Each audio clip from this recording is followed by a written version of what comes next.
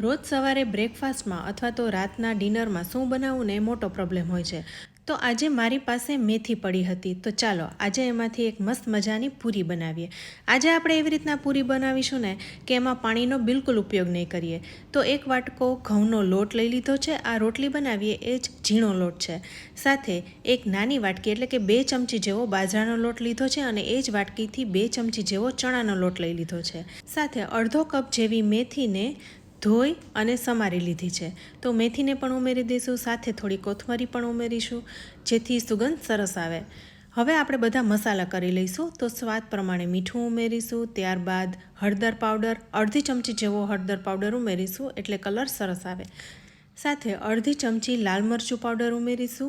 અહીં તમારે લીલા મરચાંનો ઉપયોગ કરવો હોય ને તો પણ કરી શકાય. અડધી ચમચી ધાણા જીરું, સાથે થોડો અજમો ઉમેરીશું. અજમાને હાથમાં એકદમ મસળીને ઉમેરીશું જેથી એની ફ્લેવર એકદમ સરસ આવે. મેથીની પૂરી હોય ને એટલે એમાં અજમો સરસ જ લાગે. 1 ચમચી તલની પણ ઉમેરી દઈશું અને છેલ્લે થોડી હિંગ ઉમેરીશું. અહીં આપણે લોટ બાંધવામાં પાણીનો ઉપયોગ નથી કરવાનો એટલે મેં અહીં 1 નંગ બાફેલું બટેટું લીધું છે. તો બટેટાને એકદમ ઝીણી ખમણીથી ખમણીને ઉમેરી દઈશું.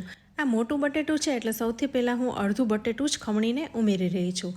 હવે આમાં જેટલો લોટ મિક્સ થાય એટલું આપણે મિક્સ કરી લઈશું. હવે અહીં આપણે બટેટું ઉમેર્યું છે ને એટલે મોણ ઉમેરવાની જરૂર નહીં પડે. સાથે આપણે બાજરાનો અને ચણાનો લોટ ઉમેર્યો છે એટલે પૂરી છે ને એકદમ સોફ્ટ થશે. અહીં મોણની જરૂર જ નહીં પડે. તો આપણે અડધું બટેટું ઉમેર્યું એમાં આટલો લોટ મિક્સ થઈ ગયો છે. તો હવે બાકી રહેલું બટેટું પણ ખમણીને ઉમેરી દઈશું. બટેટું ઉમેરવાથી છે ને લોટ એકદમ સોફ્ટ બની જાય છે. મોણ ઉમેરવાની જરૂર જ નથી પડતી. તમે એકવાર ટ્રાય કરી જોજો, એકદમ સરસ લાગે છે. હા, પણ સાથે બાજરાનો અને ચણાનો લોટ ખાસ ઉમેરવો જેથી વધારે ટેસ્ટી થાય. તો અહીંયા આપણે 1 નંગ જેવું બાફેલું બટેટું ખમણીને ઉમેર્યું છે.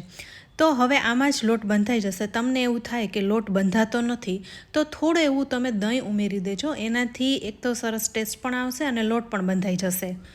તો જુઓ, અહીં એક જ બટેટામાં લોટ મિક્સ થઈ ગયો છે અને લોટ અહીં કઠણ બાંધવાનો છે, બહુ ઢીલો નથી કરી નાખવાનો.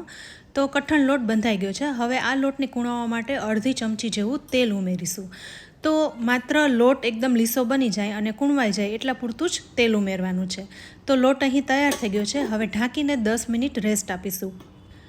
તો હવે 10 મિનિટ થઈ ગઈ છે અને લોટને ફરી એકવાર કૂણવી લઈશું અને આમાંથી નાના નાના લુવા બનાવી લઈશું. અહીં આ પૂરી છે ને એ તમારે એકદમ પતલી નથી કરી નાખવાની, થોડી થીક રાખવાની, જાડી રાખવાની એટલે સરસ ફૂલે અને ક્રિસ્પી થાય.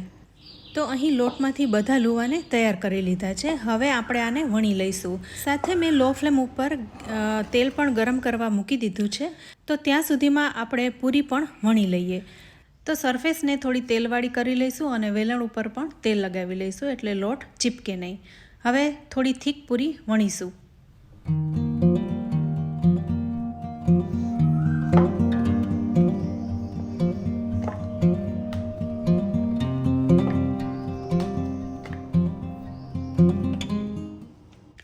તો હવે બધી પૂરી વણી લીધી છે.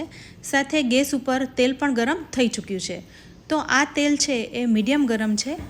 તો સૌથી પહેલાં એક પૂરીને તળી લઈશું. તેલ મીડિયમ ગરમ હોવાથી ધીરે ધીરે પૂરી છે એ ઉપર આવશે અને ફૂલી જશે. જારાથી આપણે પૂરીને થોડી દબાવીશું એટલે ફૂલવા લાગે. અહીં પૂરીને થીક જ વણી છે એટલે તરત જ ફૂલી જશે. તો જુઓ, પૂરી એકદમ સરસ રીતના ફૂલી ગઈ છે. હવે એની સાઈડ ફેરવી લઈશું. હવે બીજી સાઈડ થોડી ઘણી બ્રાઉન થઈ જાય તો આપણે કાઢી લઈશું. 1 કે 2 વખત પૂરીની સાઈડ ચેન્જ કરીશું. તો જુઓ કેટલી સરસ પૂરી તળાઈ ગઈ. તો આવી જ રીતના આપણે બધી પૂરીને તળી લેવાની છે.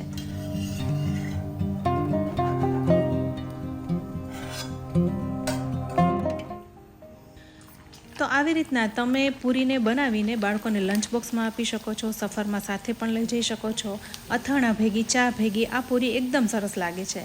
તો ફ્રેન્ડ્સ, આ મેથી બટેટાની પૂરીની રેસીપી તમને કેવી લાગી? ઘરમાં થોડી મેથી પડી હોય તો આવી રીતના તમે મેથીની પૂરી તૈયાર કરી શકો છો. આ પૂરીમાં જરાય તેલ પણ નથી ભરાતું અને ખાવામાં એકદમ ક્રિસ્પી અને સોફ્ટ લાગે છે.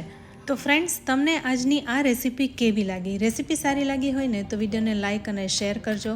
સાથે અમારી ચેનલ કિચન સિરીઝને સબસ્ક્રાઈબ કરી લેજો. અમારા ફેસબુક પેજને લાઇક કરી ફોલો કરજો. તો ફરી મળીશું આવી એક ઉપયોગી રેસીપી સાથે. ત્યાં સુધી આવજો.